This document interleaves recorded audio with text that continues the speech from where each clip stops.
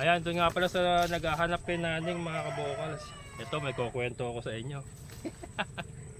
May kukwento ako sa inyo mga kabokals. Kilala niyo ba si Naning? Yung sa mga bago sa channel ko.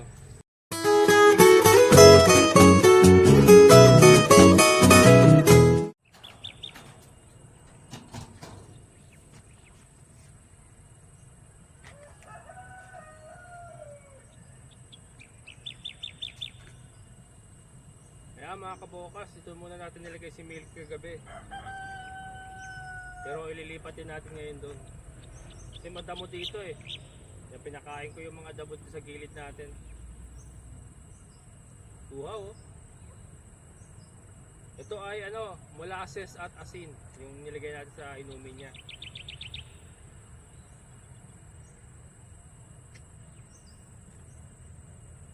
Wow. Gusto niya yung molasses at asin mga kabukal. Sanay na siya.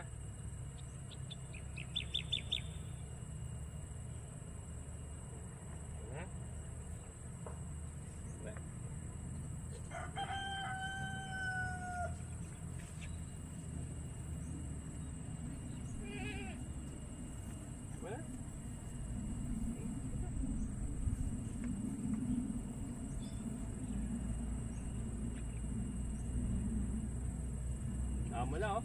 Maamo na mga kabukal.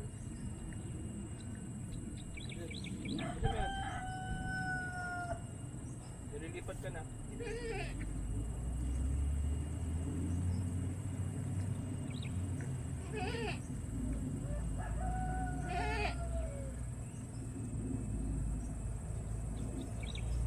Tama na.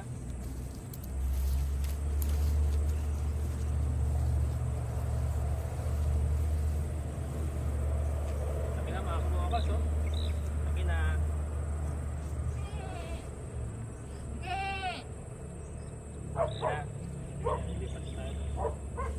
Lipat natin mga kabukas. Gusto pa pala uminom. Sige pa, inom pa. Kunti na lang natira mga kabukas. So, ayan. Dali. Kaya mo na? Lilipat na tayo. Lilipat na tayo. Tara, lipat tayo. Lipat natin mga kabukas. Yeah.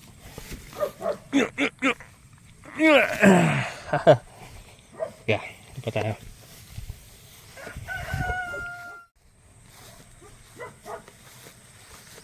Ayan mga kabukal, sumusunod lang yan. Ganyan kabait si Milky ko. Sumusunod lang yan.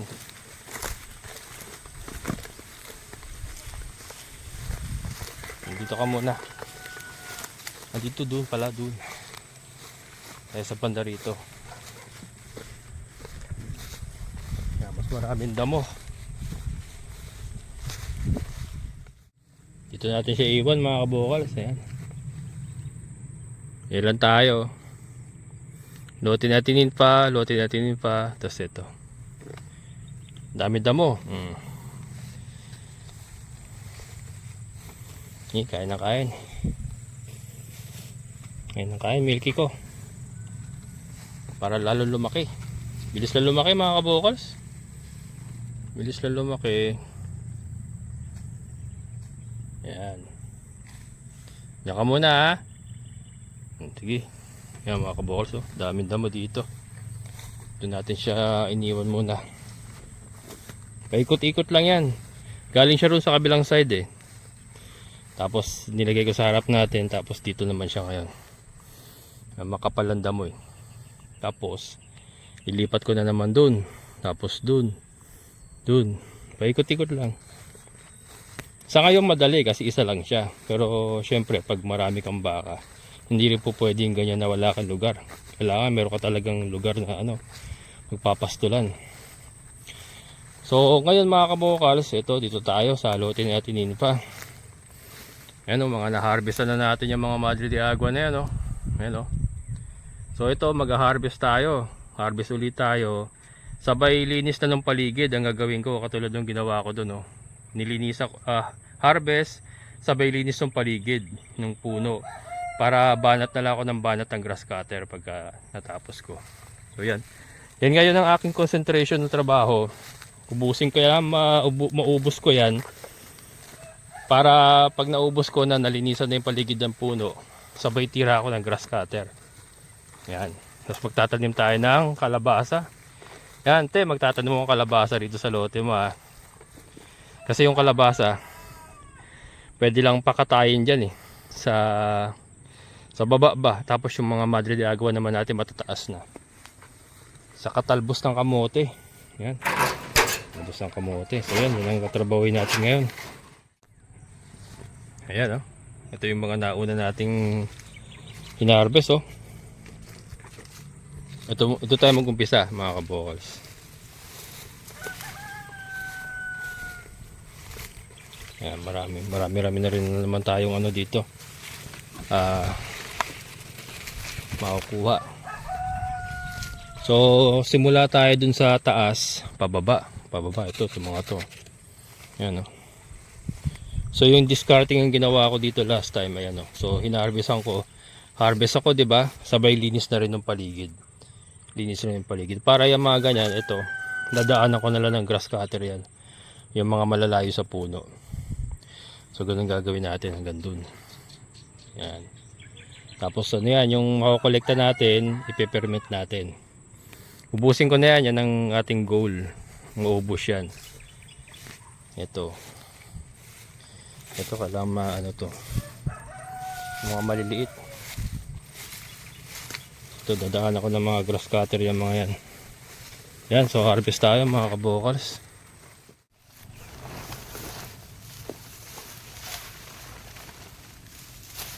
Clear ko muna.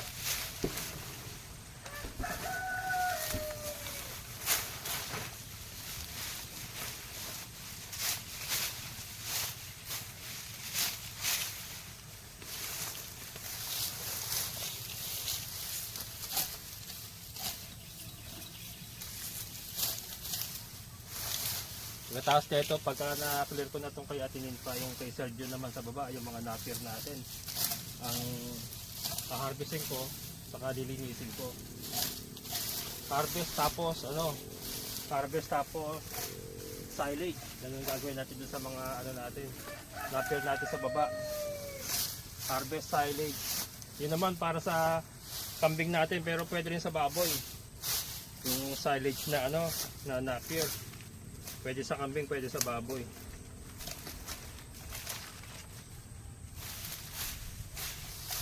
Kasi mas maganda yung ganito, dual purpose. So nakapag-harvest na tayo, nakapaglinis pa, di ba? Dual, multitasking. Mag-isa lang eh. Kailangan discardihan natin para matapos yung mga trabaho. Lalayo ko lang naman sa puno. Mahirap kasi baka maputol na naman, sayang no. Ang lalaki na nito, napapanabakan na. Baka madali na naman ng grass cutter eh. Kaya kailangan mailayo.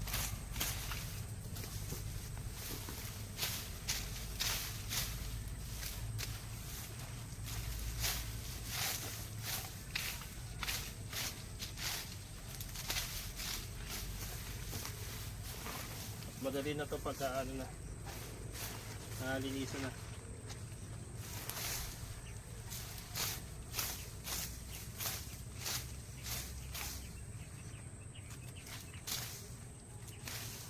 Malapit-lapit na tayo magdilig-dilig mga kabokal. Medyo na. Umiinit-init na.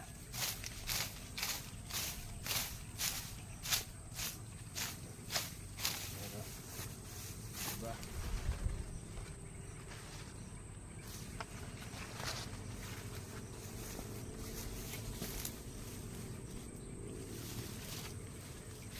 Yan, so harvestan ko muna ito.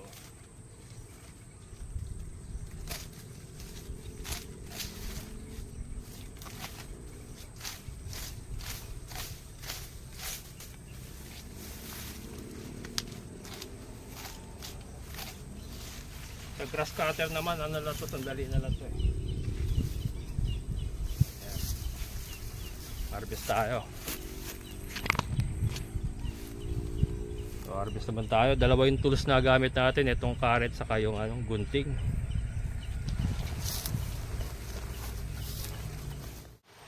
Pag-iigihin natin itong mga Madre de Agua natin. Isa po ito sa kailangan natin paramihin talaga. Saka yung Napier, saka yung Malunggay. Yan, yung tatlo na yan mga kabokals. Napier, Malunggay, saka itong Madre de Agua. Pagka meron kang yung sangkap na yan nasa pagkain ng mga alaga mo, napakasustansya na yan. Plano ko niya paghahalu-haluin ko yung tatlo na yan, Napier, Madre de Agua saka Malunggay. Paghahalu-haluin ko yan sa isang fermentation, yun ang plano ko. And then yan ang magiging pakain pwede sa baboy, kambing, manok. Lalo na yung manok natin, yung mga breeders. Ayan, po pwede yung i-50-50 kasi mga breeders yan May kasama mga tandang yan Unlike yung layers kasi, kailangan talaga nila ng layer feeds para sila mangitlog kasi wala silang kasamang tandang. Ayan, doon nga pala sa naghahanap naning mga kabokals. Ito, may kukwento ako sa inyo. May kukwento ako sa inyo mga kabokals. Kilala niyo ba si Naning sa mga bago sa channel ko? Yan, sa mga bago sa channel ko yan. Si Naning po, dati ko po siyang tao dito, kasama ko dito, nag-aalaga ng mga alaga natin. And then all of a sudden, nag-day off siya. Hindi na bumalik. Ayan, hindi na bumalik mga kabokal, si Naning. Dito nandito pa siya. Iniwan tayo sa ere na walang paalam na maayos mga kabokals. Basta nung pinag-day off ko, hindi na bumalik. Dito yon sa ating backyard farm.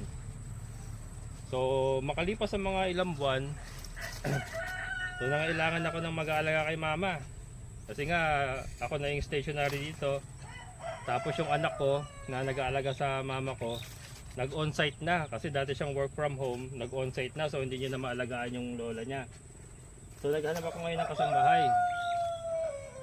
Wala akong makitang maayos na wala akong makita. So tinanong ko si Nanay kung gusto niya.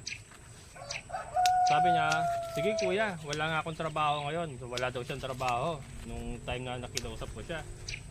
Sabi ko, sige kukunin uli kita pero second chance mo na to ako. Kasi nung una iniwan mo ako sa ere na bigla kang umalis. Pero ito sabi ko, hindi ka pwedeng basta-basta umalis dito dahil tao itong alaga mo, hindi lang basta hayop ito.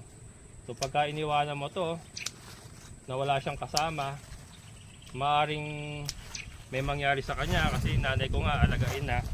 Minsan natutumba and may kakulitan pa. So yun. So maayos ang usapan namin mga kabukal. Sabi ko, if ever na alis ka, abisuhan mo ako, bibigyan mo ako ng at least 1 month para makahanap ako ng kapalit mo. So okay, nagkasundo kami sa ganon. Sige kuya. Tapos may instances, siguro nakaka-isang buwan na siya, may instance na nagpaalam siya sa akin kasi may meeting daw siya ng fraternity niya. Sabi niya, hindi daw po pwedeng hindi siya pupunta. Sabi ko, sige. Pero alam ko naman na na-alibay na lang niya yun. Kasi wala namang ganon. Wala namang ganon. Galing na ako sa ganon So, sige.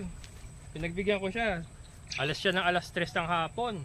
Sabi niya, kuya, alas 5, nakabalik na ako.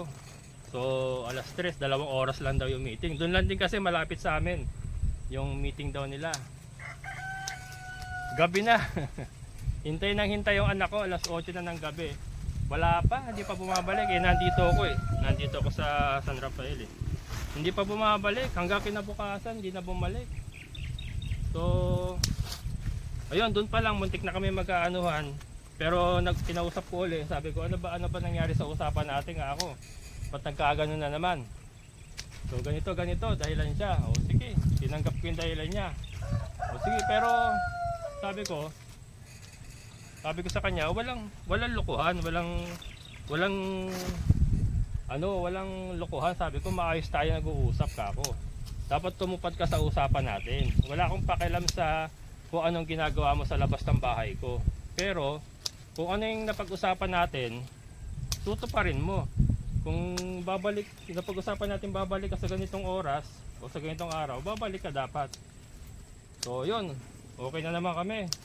Oo daw kuya, sabi niya. Di, okay na kami. Ngayon, umiling ng day off. Kasi nga, technically ginamit niya na yung day off niya nun eh. Nung pang December niya dapat eh. Kasi nga, 2 araw siya halos bago nakabalik. Kasi yung araw, kinabukasan hindi pa siya bumalik. So sa kinabukasan pa siya uli bumalik. So technically, 2 araw yung nagamit niya na. For December day off na dapat niya yon. So, eto na. Nagpaalam mga kabokals. December 30, 31. December 30 may hearing daw sa barangay. Pinabarangay daw siya nung isang nakaalita niya sa messenger. Sa paisip ako 31, may barangay pa ba noon December 30? December 30 may barangay pa ba noon kako? Tinanong ko siya, meron kuya. Pero alam ko na yun, nagdadalawang isip na ako. December 30 na yun Hindi ba naka-vacation na, naka-bakasyon na yung barangay no kako? O sige, tinanggap ko pa rin, sige. 30-31, day off ka. Pero babalik ka ng auno Sigurado ka, babalik ka ng auno. O daw kuya. O. Ano na ngayon? January 6 ngayon mga kabokals. Wala pa. Hindi na naman bumalik. Walastik talaga tao yan Hindi na naman bumalik mga kabokals. O, ngayon ko lang na-vlog kasi January 6 na. Ni walang paalam, ni walang message, hindi man lang nag-PM sa akin Wala, dead mga kabukals. So, and then chinek ko yung gamit. Wala na, dinala na pala lahat ng gamit niya. Nung alis niya ng 30, dinala niya pala lahat ng gamit niya. So, technically, may plano na siya na hindi na bumalik. So, yun po. And ito nakakatawa mga kabukals. Kasi ng Desperas, yung Desperas ng bagong taon, putukan, tas kainan. Nag-video call pa kami yan, nagbatian pa kami. Sabi ko, enjoy ka dyan, sabi ko sa kanya. Pero babalik ka bukas Oo kuya. Tapos hindi bumalik. Walastik. Yung right at that moment, yung nagbatian kami ng Desperas, pwede naman niya nasabihin sa akin, kuya, hindi na ako babalik pala bukas. Diba? So, nasaan yung nasaan yung isang salita mo doon, di ba? Wala sa ayos mga kabukal. Hanggang ngayon hindi man lang nagme-message sa akin. Parang hinintay lang niya yung sweldo. Siguro akala niya bibigyan ko siya ng Christmas bonus. Sakto wala akong kapera pero noong December, hindi ko siya nabigyan ng Christmas bonus. Saka nakakadalawang buwan pa lang naman siya sa akin. Ang plano ko nun, bibigyan ko talaga siya ng Christmas bonus kung tumagal siya. Kung tumagal na siya. Di ba gano'n naman talaga dapat. Bibigyan mo ng bonus yung isang tao o yung isang kasabahay mo pagka tumagal na sa'yo. Siya, 2 buwan pa lang naman. Kaya okay lang din. Kaya lang, meron din naman akong plano talaga na bigyan siya ng bonus. Kaya lang, nagkataon noong December, medyo gipit nga. So hindi ko siya nabigyan. So siguro hinihintay lang niya. Hinihintay lang niya bigyan ko siya ng bonus. Pero alis din talaga. Tapos ang napagtanto niya, hindi ako bibigyan ng bonus nito. Alis na nga ako. Ayan, so nagtatanong pala, 8,000 ang sweldo ng mga kabukal sa buwan-buwan. 8,000. Ang trabaho lang niya, alagaan yung nanay ko, magluto, saka maglinis-linis ang bahay, saka labahan yung damit ng nanay ko. Yung nanay ko naman palagi pong nakahiga yan. So pag nakahiga yan, wala naman na siyang gagawin pag kung nagawa niya na ibang gawain. So siya nakahiga na rin. Nakikita ko sa CCTV yung mga kabokals. So pagka tanghali, halimbawa after lunch, minsan nga alas 10 pa lang nakahiga na yan silang dalawa, magkatabi pa yan. So relax na relax yung trabaho niya mga kabokals. Kasi yung nanay ko lang naman talaga ang priority niya. So yun, hindi na bumalik. Hindi na bumalik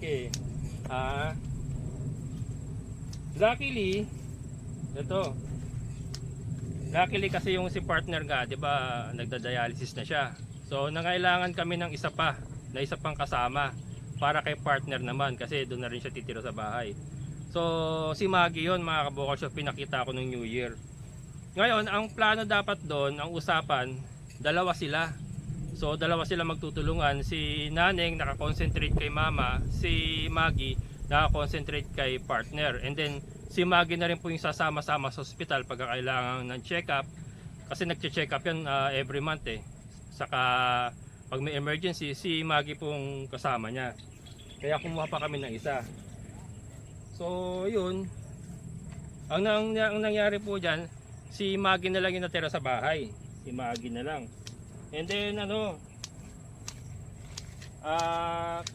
kinausap namin si Maggie. Sabi niya, mag-stay ka ba? At umalis na si Naneng. Sabi niya, opo naman, kailangan ko ng trabaho. Sabi niya, hindi, magkaiba naman po kami ni Naneng. Sabi niya ganon. Si Maggie kasi medyo may ano na yan, nasa 30s na yan eh. 30 plus na yan eh. Si Naneng kasi nasa 20s pa lang, so mas bata. Alam niyo na, yung mentalidad ng bata sa matanda, magkaiba na halos yung ano niyan eh. Ang gusto niyan eh. Si Naneng more on ano pa yan eh.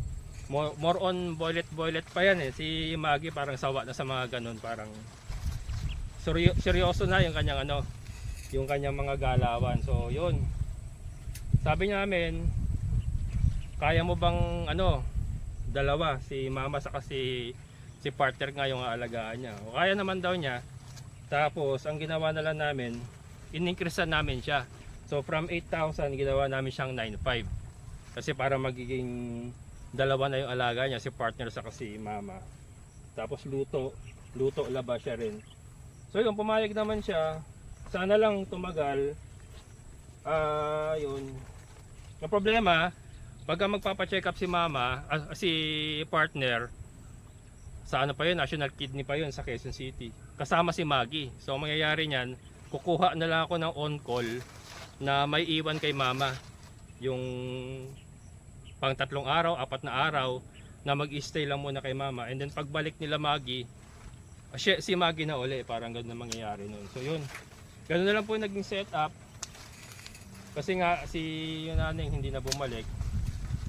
Pero in a way, napaganda mga kabokals kasi nga instead of paying sa dalawang tao na tag 8,000, inikrisan na lang namin si Maggie ng 9,500. Tapos may on call na lang kami. Si Maggie kasi may kilala naman daw siya na po pwedeng mag on call. So pagka aalis sila, tatawagin niya yung kakilala niya.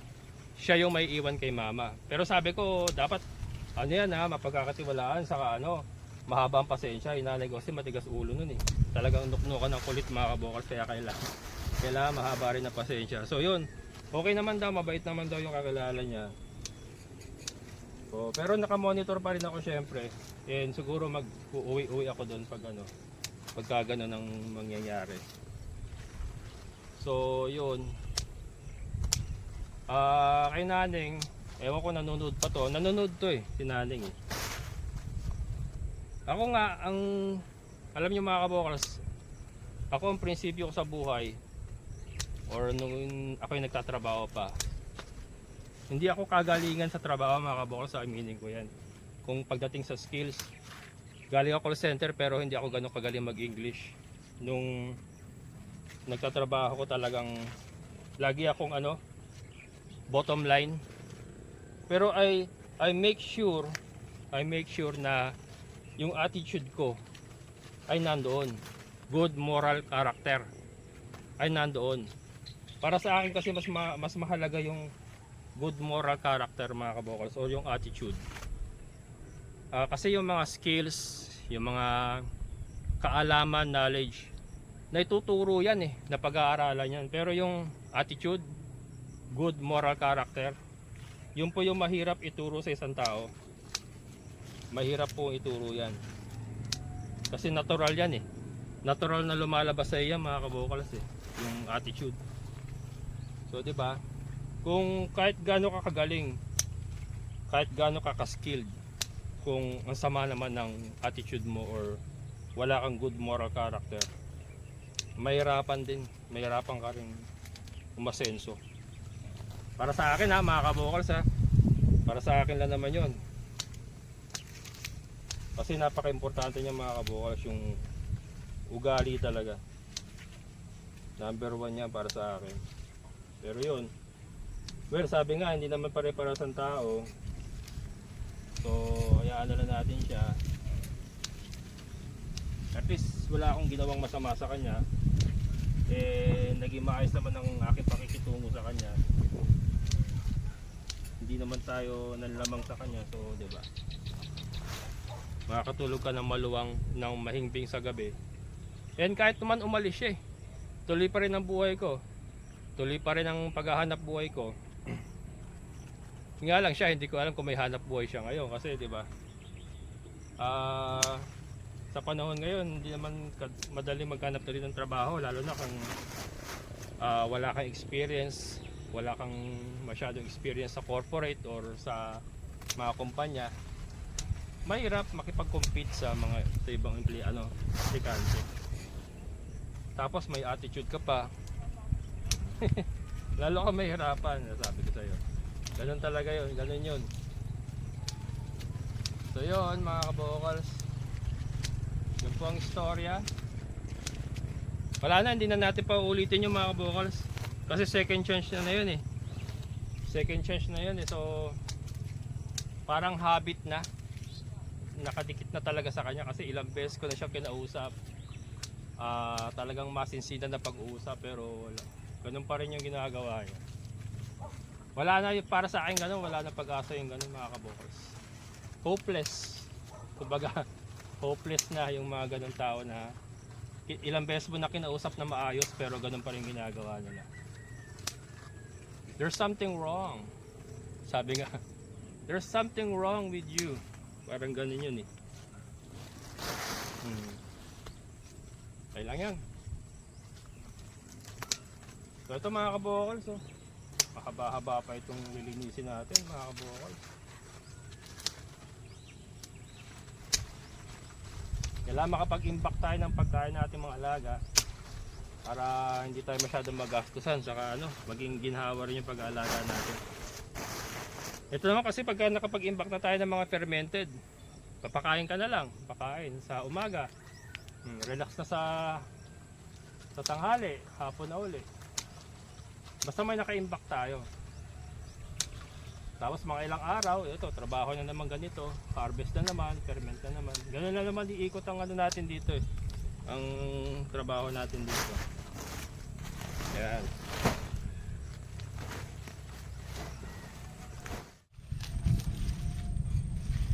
Ayan, doon nga po pala sa mga naghahanap ng mga kabokals or interesado sa mga high-end properties mga high-end properties sa Quezon City, Manila. Yung pinsan ko pong broker, meron siyang website, propertylistingsph.com.